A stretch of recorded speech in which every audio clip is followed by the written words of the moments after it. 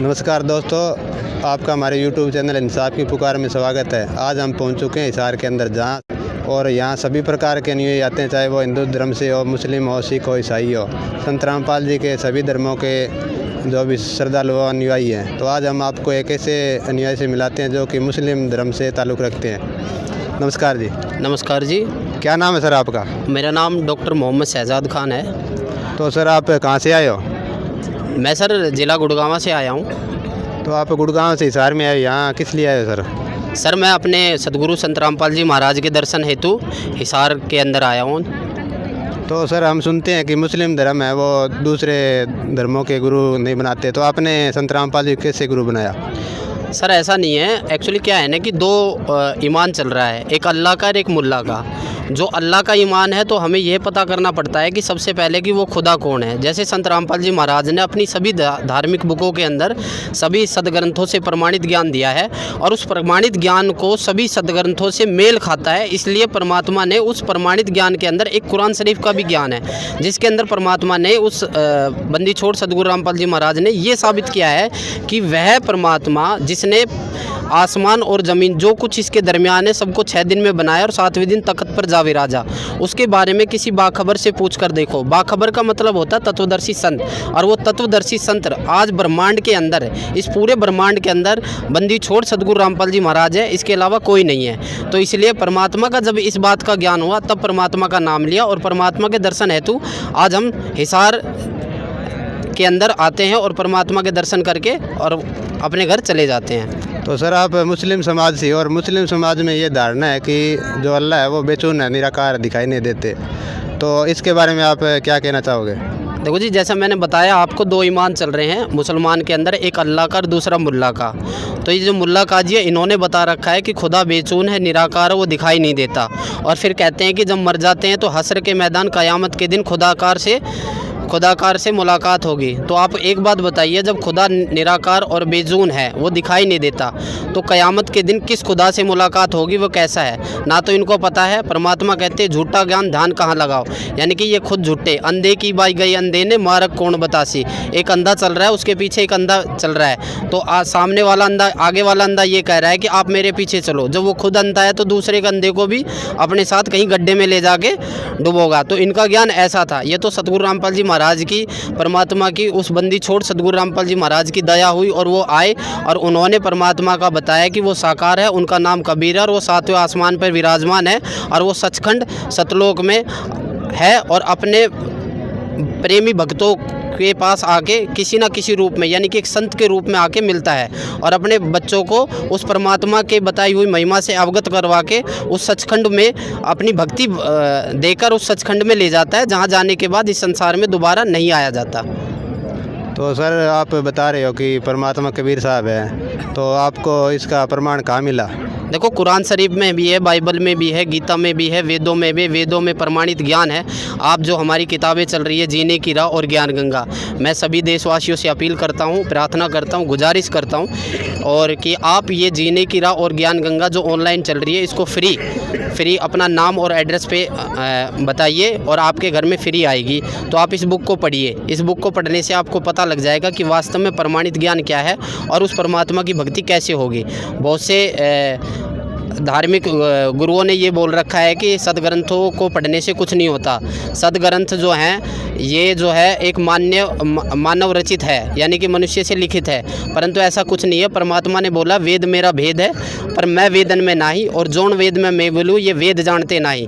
कहने का मतलब ये है कि परमात्मा ने बताया कि वेद मेरा भेद है, कि वेद में परमात्मा के बताने का रास्ता है, पर जिस परमात्मा के बारे में उसकी भक्ति विधि है वो वेद में नहीं है, वो है सूक्ष्म वेद में, कबीर सागर में। तो परमात्मा कहते हैं वेद मेरा भेद है पर मैं वेदन में नाही, और जिस वेद में मैं मिलूँ ये वेद जानते नहीं।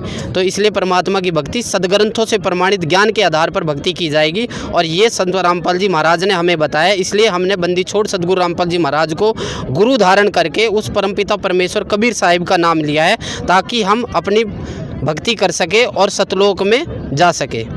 तो सर जो भक्ति करते हैं, जो संत रामपाल से जुड़ते हैं, वो बताते हैं हमें आध्यात्मिक और शारीरिक लाभ होते हैं, तो ऐसा आपके साथ भी कोई चमत्कार हुआ है? देखो, चमत्कार अगर मैं बताने लग जाऊं तो दिन छोटी पड़ जाएगी, रात छोटी पड़ जाएगी। आप 1 साल तक खड़े रहोगे फिर भी मेरे बताए हुए चमत्कार पर आप और आपके मीडिया कर्मी विश्वास नहीं करेंगे, जो कि सच्चाई है। मैं उस परमात्मा को साक्षी मानकर कहता हूं कि हर एक भगत जो यहाँ कम से कम भी आप देख रहे हो लाखों की संख्या में भगत आए, वो उनके घर में कम से कम भी लाखों की संख्या में ही चमत्कार हुए हैं। परमात्मा कहते हैं जो मेरी भक्ति पछोड़ी हुई हमारा नाम ना ले कोई। परमात्मा कहते हैं यदि मेरी भक्ति में कोई शक्ति ना हो तो परमात्मा का नाम कोई ना ले। तो इसलिए यहाँ हर किसी भगत के अंदर, हर किसी भगत के किसी न किसी कारण की वजह, चाहे वो किसी रोग से ग्रस्त था या उसके घर में टोटा आ रहा था या कोई और प्रॉब्लम था, उसका कोई ना कोई परमात्मा ने ऐसा चमत्कार किया है इस भक्ति से, ताकि वो परमात्मा की ओर खींचा चला आया। ठीक है, तो परमात्मा की भक्ति में चमत्कार है, परमात्मा की भक्ति में ही चमत्कार होता है। और वो परमपिता परमेश्वर बच्चों को लेने के लिए आए हुए हैं। तो मैं सभी भाइयों और बहनों से अपील करता हूं कि इस परमपिता परमेश्वर का जो ज्ञान, गीता तेरा ज्ञान अमृत, जीने की राह और ज्ञान गंगा बुक के माध्यम से जो समाज में वितरित बुक हो रही हैं, उनको पढ़े और परमात्मा का नाम जल्द से जल्द ले। क्योंकि गरीबदास जी की महाराज की वाणियाँ हैं कि भक्त जात है रोगे इस पैरनो। ठीक है, तो परमात्मा की ये वाणियाँ है कि ये जो समय है ना, ये बार बार नहीं मिला। पहली बात तो मनुष्य जन्म नहीं मिलता, मनुष्य जन्म मिल जाता है तो भगवान नहीं मिलता, और भगवान यदि मिल जाता है तो हम गफलत कर जाते हैं। गफलत के मतलब ये होता है कि हम उसको भगवान नहीं मानते। देखो, भगवान किसी ना किसी रूप में आता है, चाहे वो किसी भी संत के रूप में आता तत्वदर्शी संत के रूप में ही है। जैसे चारों युगों के अंदर भगवान तत्वदर्शी संत के रूप में ही आया है। सतयुग में सतसुकृत कहा है, द्वापर में करुणामय कहा है, त्रेता में मुनिंद्र कहा है, और कलयुग में कबीर साहिब रूप में आए थे, और अब आए सदगुरु रामपाल जी महाराज के रूप में, जो हिसार जेल धाम के अंदर बैठे हैं। तो मेरी सभी भाइयों व बहनों से अपील है, परमात्मा को परमात्मा जानकर और आ जाइए और अपना कल्याण करवाइए। तो आप भगत समाज को और खासकर जो आपके मुस्लिम समाज के, उनको आप क्या मैसेज देना चाहते हो? देखो, मुस्लिम समाज को तो मैं ये कहना चाहता हूँ कि देखो, आप मेरी बातों पे यकीन ना करो। अगर आपको ऐसा लगता है तो आप सबसे पहले अपनी कुरान शरीफ को उठाए, जो कुरान शरीफ हज़रत मोहम्मद सल्लल्लाहु अलैहि वसल्लम के ऊपर जिब्राइल अलैहिस्सलाम फरिश्ते के द्वारा नाजिल हुई थी, और उस कुरान शरीफ के अंदर जो हमारे सदगुरु रामपाल जी महाराज ने प्रमाणित ज्ञान बताया, उस ज्ञान को उस कुरान शरीफ में देखो। उस कुरान शरीफ से यदि वो ज्ञान मेल खाता है तो देर ना करो। ये परमात्मा आए हुए हैं, भगवान आए हुए हैं, खुदा आए हुए हैं, अल्लाह आए हुए हैं। तो इसको, इनका नाम ग्रहण कीजिए और अपना कल्याण करवाइए। और आपका मेन मकसद है नमाज पढ़ के, ईद बकरीद मना के, रोज़े रख के, मुसलमानों का मेन मकसद है जन्नत में जाना। पर वो जन्नत में इस विधि से जाया जाएगा, उस विधि से नहीं जाया जाएगा जो वो मुल्ला काजियों के बहकाव में आके कर रहे हैं। तो मेरी सभी मौलवी साहबों से या सभी मुसलमान भाइयों से या जितने भी अपने हिंदुस्तान के भाई बहनों से, उनसे अपील ये है, हाथ जोड़ के प्रार्थना करता हूँ कि आप आइए और सदगुरु रामपाल जी महाराज के सबसे पहले ज्ञान को समझिए। क्योंकि परमात्मा बताते हैं कि यदि हम कुम्हार के यहाँ जाते हैं तो घड़े को भी बजा बजा के देखते हैं।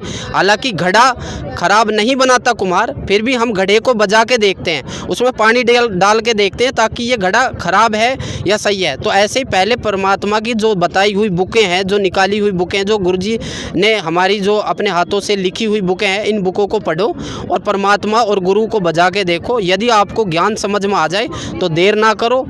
देखो, परमात्मा कहते हैं जब आएगा विश्वा बीसा, ना ईसा रहेगा ना मूसा, वो समय आ चुका है। बहुत जल्दी ये विश्व में क्या, पूरे वर्ल्ड में क्या, पूरे ब्रह्मांड में फैलने वाला ज्ञान। तो जल्दी से जल्दी आइए और अपना कल्याण करवाइए। सत साहिब। तो सर, संत रामपाल जी से नाम दीक्षा कैसे ले सकते हैं?